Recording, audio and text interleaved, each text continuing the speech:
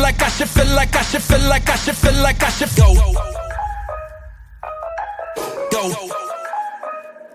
Feel like I should go. Feel like I should feel like I should feel like I should feel like I should go.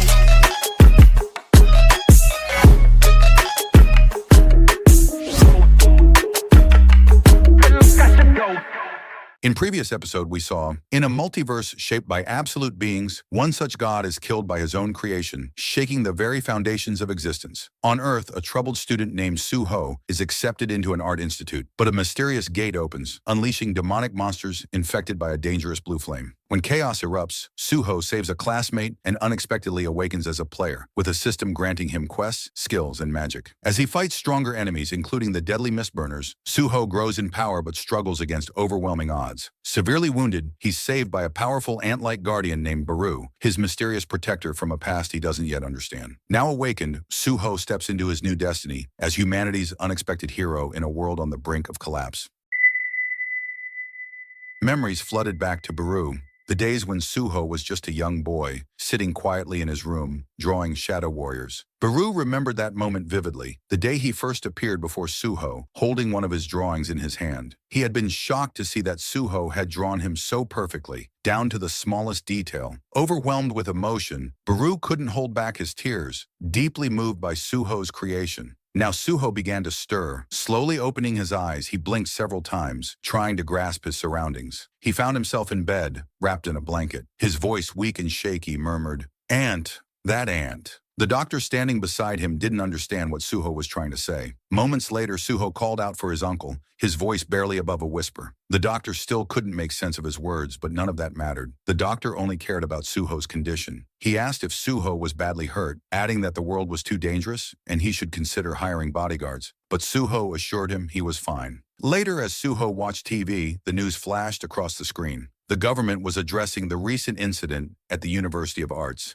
an incident that had left many injured and shaken. The Mistburns monster had turned hunters into deadly beasts. The city was left in ruins, yet the true mystery remained. Who had stopped the monsters? Witnesses claimed that the once transformed hunters had appeared from nowhere before being destroyed. Suho, still watching the screen, struggled to believe what he was seeing. He thought back to the terrifying moments and realized it hadn't been a dream. It was all real. This wasn't just a nightmare. As the broadcast ended, Suho's mind raced. He knew now that awakened ones could grow stronger by increasing their level. Currently, Suho was at level 5, a small achievement from his earlier battles, but he couldn't understand how he had survived. Then a voice broke the silence. "It's because Baru destroyed those parasites." Startled, Suho looked down and saw a massive shadow with glowing eyes staring back at him. The shadow flickered and morphed until it took the shape of Baru. With a warm smile, Baru said, "It's good to see you again, young master. After all these years, you've grown into a wonderful person." Suho, still dazed, began to remember pieces of his past. Memories long forgotten came rushing back. Memories of the ants he'd loved as a child. Baru was one of those black creatures always by his side. But why had Suho forgotten until now? Baru explained, "The young ruler crossed the measurement boundary to meet me." Suho was confused. What did that mean? But right now, questions about his past could wait. His memories were more important. Suho stood up, determined. But Baru warned him that traveling between dimensions had consumed much of his power. Once a mighty force, Baru had now been reduced to a common soldier in terms of strength. This infuriated him. But Suho reassured Baru, "It's thanks to you that I'm still alive." Baru nodded. "Indeed. No matter what happens, you're still the young ruler. The great Shadow Lord Sung Jin-Woo sealed your power and memories because he wanted you to live a normal life. But now those memories are returning, and so is your strength." Suho was stunned. "Sung Jin-Woo, my father?" His voice trembled. "He's in space now," Baru explained. "He's fighting monsters to protect this world, fighting with his life on the line." Suho couldn't understand what space was, but Baru began to explain briefly that the Shadow Adeka is in space now fighting monsters for this world. His father is defending their world with his own life, fighting powerful beings, more specifically, fighting against powerful opponents. That's what Suho's father was doing. And the item was a preacher trying to take over their world by sending his apostles to battle. His father and Baru had fought many enemies on their way here, and the opening of the gates on Earth was also a result of that ongoing war. Suho asked, "But what about my mother? Does that mean she's out there too?" He remembered the day his mother disappeared, the same day his father vanished. He always believed they were together somewhere. Hearing this, Baru's expression darkened. "Miss Hain disappeared?" he said angrily. "That must be the apostles' trickery. No doubt about it." Suho's heart sank. "So, are you saying that the Edom is responsible for everything? Are my parents gone because of them?" Baru paused. He could feel the longing and frustration in Suho's voice. "The young lord must really want to see them," Baru muttered. "Of course I do," Suho replied firmly. "I'll do whatever it takes to save my mother and meet my father again." Baru sighed deeply. "Because of the Dark Lord's war, your father can't return to Earth. You must become stronger, Suho. Strong enough to find and rescue Miss Hain yourself." Suho clenched his fists tightly. "Then I'll get stronger, no matter what it takes." Baru nodded and handed Suho a mysterious object. "This key will help you grow stronger. This key will allow you to travel to the Dark Dungeon," Baru explained. "Use it in the shadow of the Sacred Protector." Without hesitation, Suho inserted the key into his own shadow. Dark ripples spread across the floor, and shadow gates began to appear before him. A swirling portal formed within the gate, glowing ominously. "Go in now," Baru instructed. "Take back the power that belongs to you alone." Suho stood at the portal, uncertain. The idea of gods, wars, and shadow rulers still felt overwhelming, but there was no turning back. "I have to do this." With determined steps, he entered the portal. Baru, standing behind Suho, was filled with excitement after hearing his determined words. Memories began to surface. Memories of the moment when his Shadow Lord had entrusted him with a crucial mission. He remembered the Shadow Lord's command clearly. "Go to the Earth and break Suho's seal." At the time, Baru had asked, "You mean the seal of the Shadow Lord?" Shadow Lord Sung Jin-Woo had nodded gravely. "Yes, the Tarim may invade Earth as well. If that happens, you must restore my son's memories, the ones sealed away, and let him protect the land." "But what if Earth isn't in immediate danger?" Baru had asked. "In that case," Jin-Woo replied, "act at your discretion. Assess the situation, and do what you must to ensure Earth's safety." Now, as Suho's words echoed in his mind, Baru finally realized the true weight of his mission. "If my master entrusted this task to me, then I will stay by the young lord's side and help him grow stronger, no matter what it takes."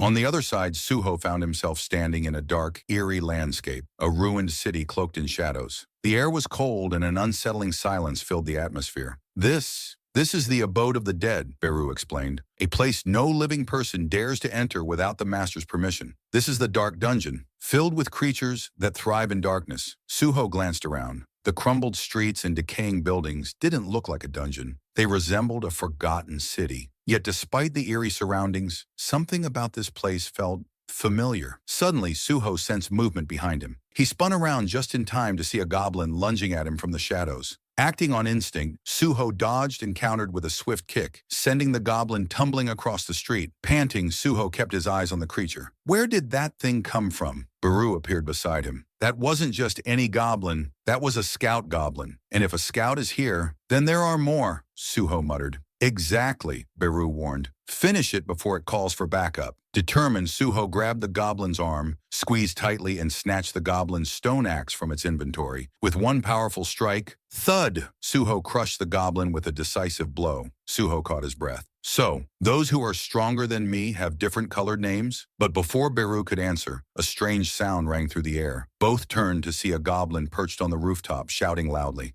He realized there was another scout just a minute later. Other goblins with yellow-colored names showed up. The goblin captains also arrived after the others. Seeing all this, Suho started to ask Baru if he could help him, and Baru replied that he was willing to fight, but he was too far away from the Overlord. So he couldn't replenish his magic power. He had to save his strength. And besides, if he participated in the battle, the amount of experience points Suho would get would be greatly reduced. Suho immediately realized what that meant. He wouldn't help. At that moment, Suho started to use a skill. He decided he'd try to do it himself. The goblin axe that was behind him began to rise into the air, and with it, the battle axe flew toward our hero. At the same moment, he started to use the skill and control it in the air, destroying all the goblins in his way with the help of his skill, which was indicated in the status window as if he had acquired an invisible hand. But right then, an arrow flew toward our hero, narrowly missing his head. He raised his hand just in time to catch it. Looking up, he saw that the arrow came from another goblin, standing on the roof. The goblin pulled back the magical bowstring, preparing another shot. But in just a second, the goblin archer was destroyed. As Suho watched the battle unfold, he realized something. He was adaptable. This unusual birth of a hero from myths, it was similar to the childhood story of the Little Lord. The Little Lord was free to use the power of the Lords. But this power, it was created to destroy everything. It was harming the peaceful world. But now that the apostles are invading the land again, the Little Lord's village is finally beginning to blossom. At that moment, Suho leveled up, and he realized that the ruler's strength could raise no more than a kilogram. Just then, another goblin came from behind and attacked him in the back, smiling evilly, pleased to have wounded the young Shadow Lord. But a retaliatory strike came in, killing the goblin in a matter of seconds. Baru noticed this and started asking how he was feeling, but all that was overshadowed by the appearance of a new creature on the battlefield. Emitting a huge red energy, it was the strongest goblin, the Centurion. Suho didn't even flinch. He drew his weapon and slowly turned toward the goblins attacking from all sides. He was ready for them. He got into a fighting stance, swinging his blade, taking down one goblin after another. Then, he threw the dagger he was holding straight at the goblin Centurion, and with incredible speed, the blade reached its target. Suho began to realize he felt more alive than ever, more than when his powers were down.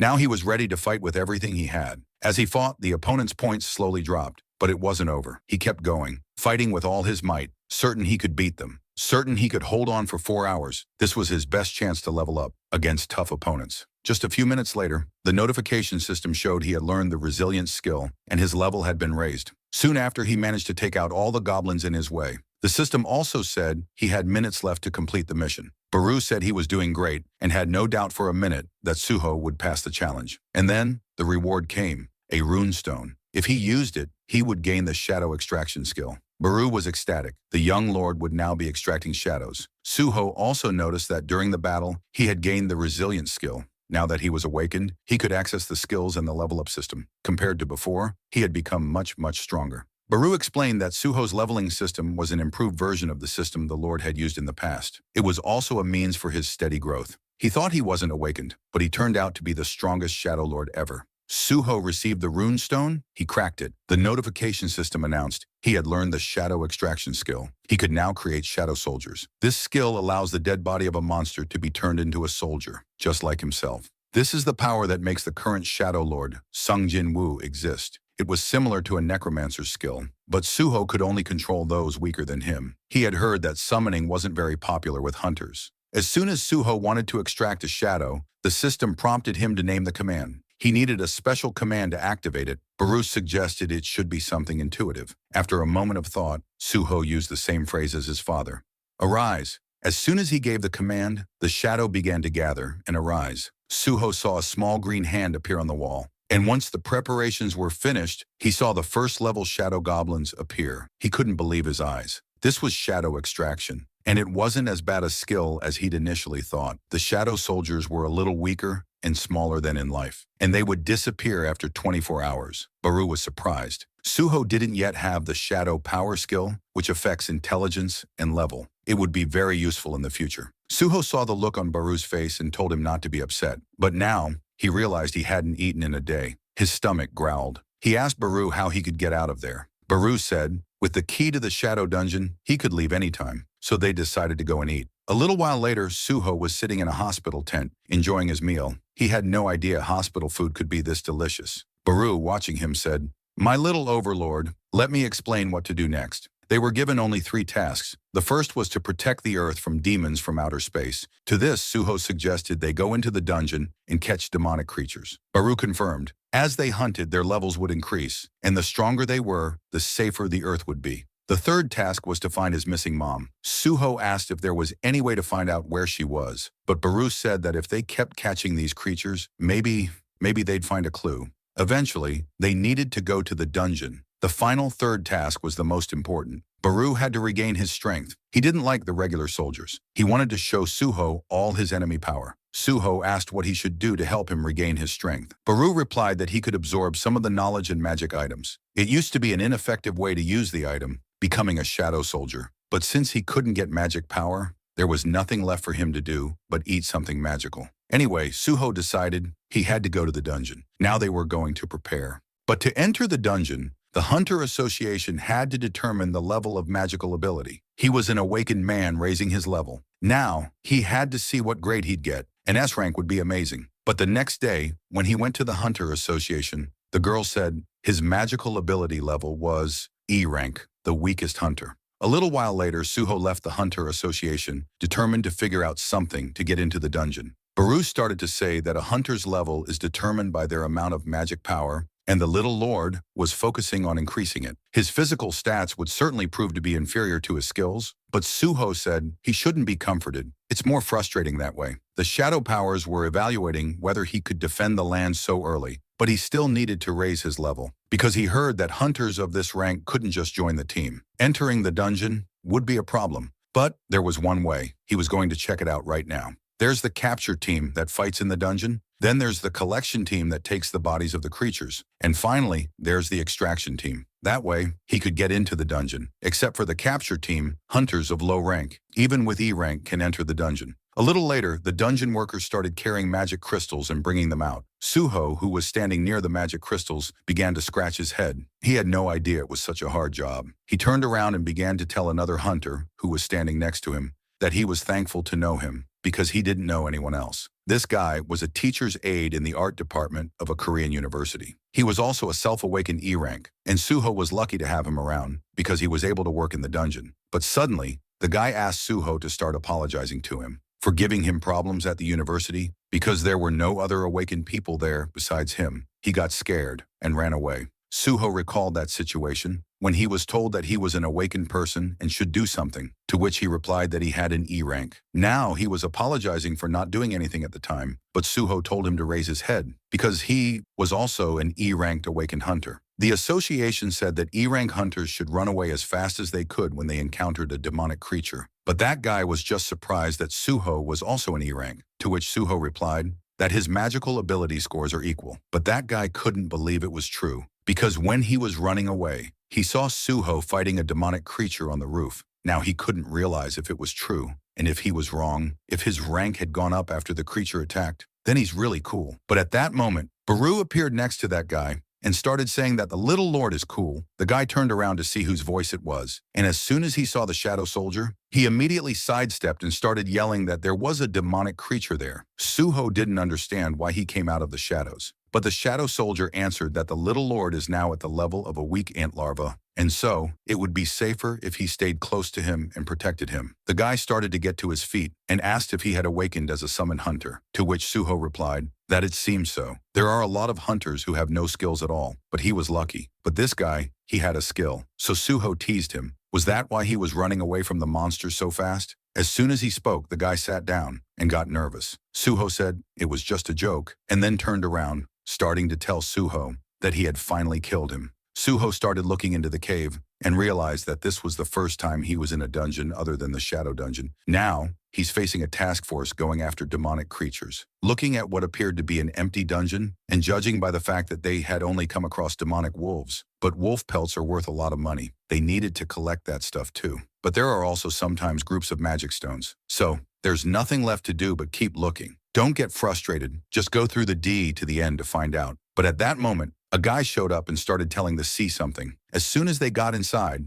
they saw this huge room that was glowing brightly. They couldn't figure out what the ruins were, and maybe they should go out and call for backup. They couldn't recognize any demonic creatures, but they couldn't understand why there was such a structure but no monsters. Now they decided to find out. At that moment, they saw some strange weapon in front of them, and nobody could understand what it was. Was it treasure hidden here instead of the boss? The guys couldn't figure it out because they didn't even think there could be a weapon stuck in the ground. Really cool. So the guys decided to try to see what it really was, but one of the guys said they'd have to test it to know for sure. It looked like a great weapon, but the other guy said to be careful. There could be traps with such a treasure. The captain approached the blade and said he'd take it and not leave. When he touched the sword, it began to glow, a bright color. The captain said even if he had had a C rank, he could overcome it. But at that moment, there was a bright flash of light that showed through the entire space in the dungeon, and the captain couldn't understand what it was because he saw a whole different place. The other guy standing next to him said there didn't seem to be any trap, but the captain should be careful with that sword. They didn't know what it was, and he'd have to be more careful next time. But at that moment, the captain swung his sword and destroyed his first comrade. The other hunters couldn't understand what he had just done, but the captain began to turn into some strange creature and said, whoever dared to take the sword was the Lord of the Fang, and now he must destroy all those who invaded the Fang Lord's domain. So the captain began to destroy one hunter after another. Feel like I should, feel like I should, feel like I should, feel like I should go. Go. Feel like I should go. Feel like I should, feel like I should, feel like I should, feel like I should go.